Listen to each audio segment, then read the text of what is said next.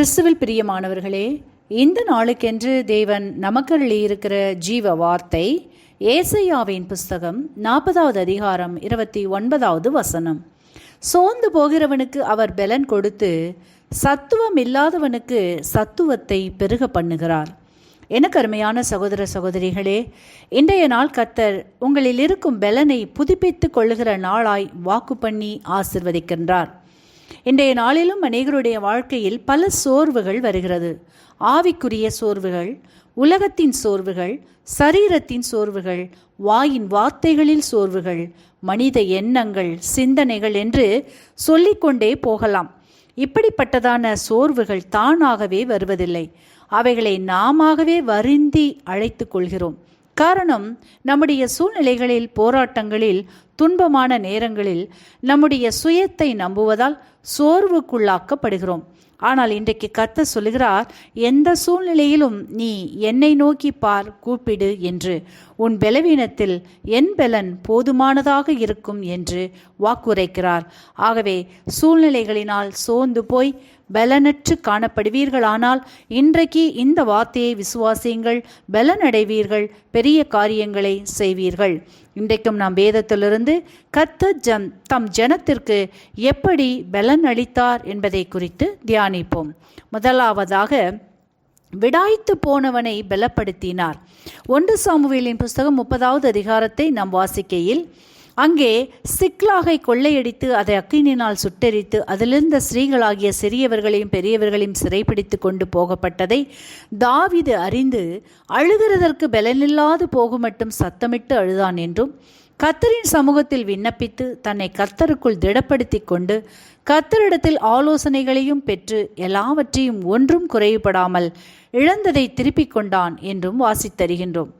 இன்றைக்கும் உங்களின் வாழ்க்கையிலும் இப்படியான சூழ்நிலைகளின் மத்தியில் அநேக இழப்புகள், நஷ்டங்கள், ஏமாற்றங்களில் அழுகிறதற்கு பலனில்லாமல் பலனற்று போய் காணப்படுகிறீர்களா? கர்த்தரின் சமூகத்தில் விசுவாசத்துடன் உங்களின் வேண்டுதல்களை, விண்ணப்பங்களை தெரியப்படுத்துங்கள். மேலும் உங்களை கர்த்தருக்குள் திடப்படுத்தி கொள்ளும் பொழுது கர்த்தரிடத்திலிருந்து இன்றைக்கு உங்களுக்கு புதிய ஆலோசனைகளை பெற்றும் இழந்ததை இரட்டிப்பாய் திருப்பிக் கொள்ளும்படியாய் கர்த்தர் உங்களை ஆசிர்வதிக்கின்றார். இரண்டாவதாக பார்க்கலாம், விரக்தி அடைந்தவனை பலப்படுத்துகின்றார். 1 ராஜாக்களின் புஸ்தகம் 19வது அதிகாரத்தை நாம் வாசிக்கையில், அங்கே எலியா என்கிற தீர்க்கதரிசி இஸ்ரவேலருக்கு ரதமும் குதிரை வீரருமாய் இருந்தவர். பராக்கிரமசாலியானவர், பக்தி வைராக்கியம் கொண்டவர். ஆனால் ஏசபேல் என்கிறவள் தன்னை கொல்ல முற்படுகிறாள் என்று அறிந்தவுடன் வனாந்தரத்திற்கு ஓடிப்போய் ஒரு சூறைச் செடியின் கீழ் தன்னை மறைத்து கொண்டு, போதும் கர்த்தாவே, என் ஆத்துமாவை எடுத்துக்கொள்ளும் என்று பலனற்று போய் தன்னை மரணத்திற்கு ஒப்பு கொடுத்து தேவனை நோக்கி கதறுகிறார்.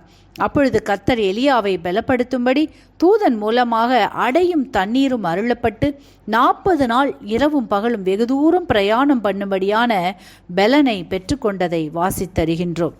இன்றைய நாளிலும் உங்களுக்கு நேரிடுகிற சோதனைகளினால் மனம் சோர்ந்து போயும் அதிலிருந்து மீள்வது எப்படி என்று வழிதெரியாதபடி, போதும் ஆண்டவரே, என்னால் இதற்கு மேல் சோதனைகளை, வேதனைகளை சகிக்க முடியாது என்று பலனற்று போய் அவிவிசுவாச வார்த்தைகளினால் உங்களின் ஆசீர்வாதங்களை சூறைச் செடியின் கீழ் புதைத்துவிட விரும்புகிறவர்களே, இதோ இன்றைக்கு உங்களை பலப்படுத்தும்படி ஆவியானவரின் வார்த்தையும் ஜீவ நீரூற்றாகிய இயேசுவின் பிரசன்னத்தையும் வாஞ்சித்து வாக்குத்தத்தங்களை விசுவாசிப்பீர்களானால் சூறைச் செடியின் அனுபவங்களை மாற்றி வெகு தூர பிரயாணமாகிய வெற்றியின் பாதையில் கடந்து செல்லும்படி ஆசீர்வதிப்பார்.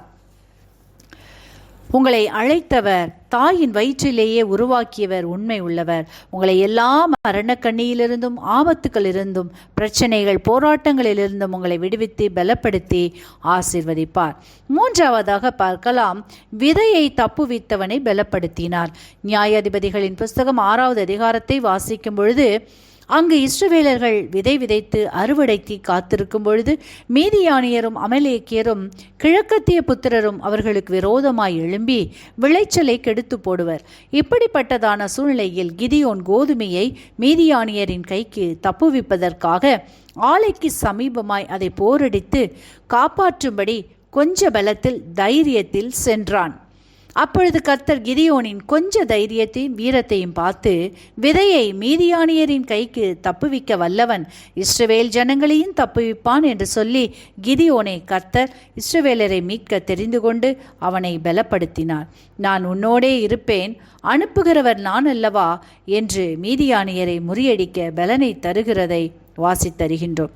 இன்றைக்கும் உங்களுடைய வாழ்க்கையிலும், பணியிடங்களில், குடும்பத்தில், பொருளாதாரத்தில், சரீரத்தில் காணப்படுகின்ற பலவீனத்தில், வியாதியின் மத்தியில் சத்ரு மீதியானியரை போன்று உங்களுக்கு வரவேண்டியிருக்கிற நன்மைகளை, சுகத்தை, பலத்தை, ஆசிர்வாதத்தை வந்து வந்து கெடுத்து போடுகிறதான சூழ்நிலைகளில் இருந்து விடுவித்து கர்த்தர் உங்களின் சோர்வினை நீக்கி பலப்படுத்தி சத்துவத்தை கொடுத்து பெரிய வெற்றியை, சமாதானத்தை, சுகத்தை, நல்ல பதிலை தந்து உங்களை ஆசிர்வதிக்கின்றார். இன்றைக்கும் இந்த வார்த்தைகளை கேட்டுக்கொண்டு இருக்கிற உங்களில் யாரேனும் இதுவரையில் இயேசுவை அறியாமலும் அவரை விசுவாசியாமலும் உங்களின் சூழ்நிலையின் நிமித்தமாய் பலனற்றும் சோர்ந்து போயும் காணப்படுவீர்களானால் இன்றைக்கு இயேசுவை விசுவாசியுங்கள், உங்களை ஒப்புக்கொடுங்கள். அப்பொழுது நிறைவான தேவ சமாதானம் உங்கள் இருதயங்களில் ஆளுகை செய்யும், ஆசிர்வதிக்கப்படுவீர்கள். இந்த வார்த்தைகள் மூலமாக கர்த்தர் இன்று உங்களை ஆசீர்வதிப்பாராக. ஆமேன்.